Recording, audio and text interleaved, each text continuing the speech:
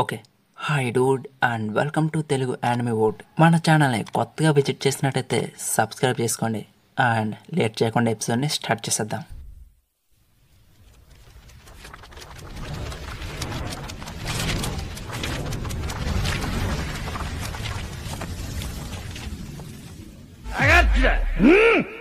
Episode starting Luffy team rain base నుండి అలబార్నాకి ప్రయాణాన్ని start చేస్తారు. ఇక మెరివిన్స్ కూడా వీళ్ళ వెనకాల వెంబడిస్తూ ఉంటారు.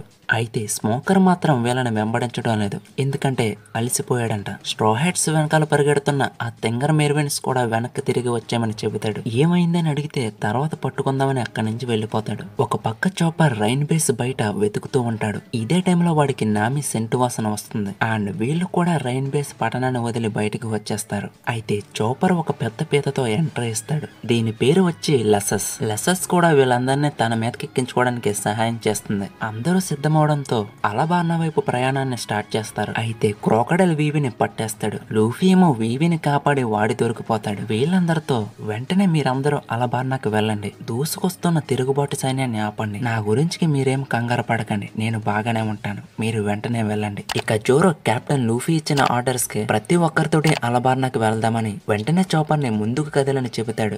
ఒకవైపేమో వీవి కంగారు పడుతూ ఉంటుంది, లూఫీ అక్కడ చిక్కుకుపోయాడని. కానీ నామి వీవిని పట్టుకుని లూఫీ బాగానే ఉంటాడు, నువ్వేం కంగారు పడకని ధైర్యం చెబుతుంది. ఎందుకంటే వీరికి అంత సమయం లేదు, ఎంత లేట్ చేస్తే అంత తీవ్రంగా మారుతూ ఉంటుంది కాబట్టి. అలాగే తిరుగుబాటు సైన్యాన్ని ఆపాలంటే వీవి ఖచ్చితంగా ఉండాలి. అందుకే బహుశా లూఫీ వీవిని కాపాడి ఉండొచ్చు. మిస్ ఆల్ సండే లూఫీని చూశాక మనం వీవిని కోల్పోయామని క్రోకడైల్ కి చెబుతుంది. క్రోకడైల్ ఏమో అలబార్నాలో ఎలాగో ఏజెంట్స్ గ్యాదర్ అయి ఉంటారు, వారిని సంప్రదించమని మిస్ ఆల్ సండేకి చెబుతాడు. అలాగే లూఫీతో తింగరగా ప్రవర్తించకండి, మీరు బాగానే చేశారు. లూఫీ ఏమో క్రోకడైల్తో ఆమె ఖచ్చితంగా ప్రయత్నిస్తుంది, మీరు అలా చూస్తూ ఉండండి అంతే. ఆమె బలహీనంగా ఉన్నప్పటికీ ప్రతి ఒక్కరికి సహాయం చేయాలనుకుంటుంది, ఆమె దీనిని అంత ఈజీగా వదిలిపెట్టదు. లూఫీ మాటలకి క్రోకడైల్ ఏమో ఎవరు చనిపోవాల్సిన అవసరం లేదా, ఇలాంటి సెంటిమెంట్ మాటలను ప్రేమించే మూర్ఖులు చాలా మందిని చూశాను, బహుశా అసలైన గొడవ ఎలా ఉంటుందో వారు తెలుసుకోకపోవడమే దానికి కారణం అనుకుంటా. నువ్వు కూడా అలా అనుకుంటున్నావా లేదా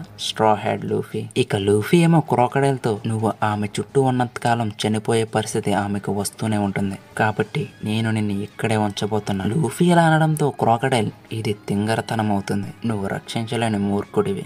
ఉదాహరణకి నువ్వు ఎవరితోనైనా స్నేహం చేసినట్టయితే వారు ఖచ్చితంగా చనిపోతారు. నేనైతే అలాంటి వ్యక్తుల్ని టన్నుల కొద్దీ వదిలివేశాను. లూఫీ ఏమో క్రోకడైల్ ముఖంపైనే నువ్వు ఒక పెద్ద మూర్ఖుడి అంటాడు. ఆ మాట విని మిస్ ఆల్ సండే నవ్వుకుంటే క్రోకడైల్ కేమో కోపం తండుకుంటూ వచ్చేస్తుంది. ఇక క్రోకడైల్ మిస్ ఆల్ సండేతో మీకు అంత నవ్వులట్టుగా ఉందా, మీరు కూడా వీడితో పాటు ఇక్కడే పోవాలనుకుంటున్నారా, చెప్పండి నిక్కో రోబిన్. క్రోకడైల్ ఇలా అనడంతో మిస్ ఆల్ సండే మీరు చెయ్యాలి అనుకుంటే చేసేయండి, అది మీకు ఆనందాన్ని ఇస్తుంది అనుకుంటే.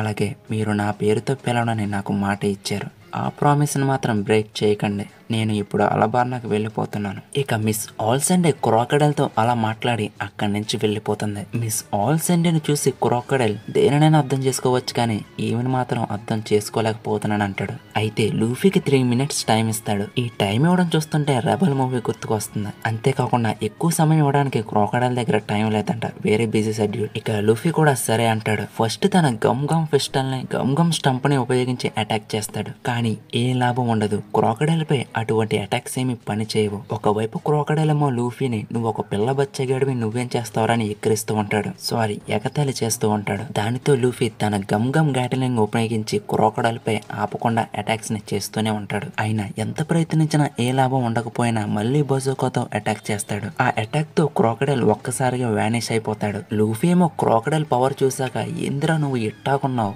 అంతమాల ఇసక్గా మారిపోతుంటే నిన్ను ఎలా కొట్టేదిరా అని అరుస్తూ ఉంటాడు. ఇంతలో క్రోకడైల్ లూఫీ వెనక్కి వచ్చి నీలాంటి రబ్బర్ మనిషి ఎంత ప్రయత్నించినా ఉపయోగం ఉండదా అంటే లూఫీ క్రోకడైల్ ని ఒక దెబ్బ కొట్టి అసలుకి నువ్వు ఏం చేయాలనుకుంటున్నావు అని అడుగుతాడు. క్రోకడైల్ ఏమో ఇదేమి పిల్లలు ఆడుకునే ఆట కాదు, సమయం ఇప్పుడిప్పుడే తీవ్రంగా మారబోతుంది, దీనిని మీరు అర్థం చేసుకోవాలి స్ట్రా హెడ్ లూఫీ. లూఫీ ఎంత ట్రై చేసినా క్రోకడైల్ ని కొట్టలేకపోతున్నాడు. అందుకే క్రోకడైల్ ని అడుగుతాడు, మిమ్మల్ని ఎలా కొట్టేది, మీరు ఇసుకలా రాలిపోతున్నారు కదా అని. ఆ మాటకి క్రోకడైల్ నీకు మరియు నాకు ఉన్న పైరట్ స్థాయికి చాలా తేడా ఉంది. ఇక ఇలా మాట్లాడుతూ క్రోకడైల్ తన డెజర్ట్ స్పాండాతో లూఫీ పైకి అటాక్ చేస్తాడు.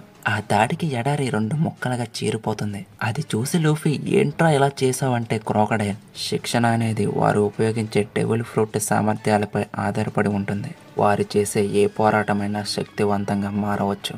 నేను నీలాంటి సామర్థ్యాలు కలిగిన ఇతర మూర్ఖుల్లా కాదు. నన్ను ధిక్కరించినందుకు గాను నువ్వు ఇప్పుడు బాధపడతావు. ఇలా లూఫీకి క్లాసిఫీకి క్రోకడైల్ తన డెజర్ట్ గీరోసోలుతో డెజర్ట్ పై అటాక్ చేస్తే లూఫీ ఉన్న ప్లేస్ అంతా ఒక ఊబిలాగా తయారవి లూఫీని ఇసుకలోకి లాగేస్తూ ఉంటుంది.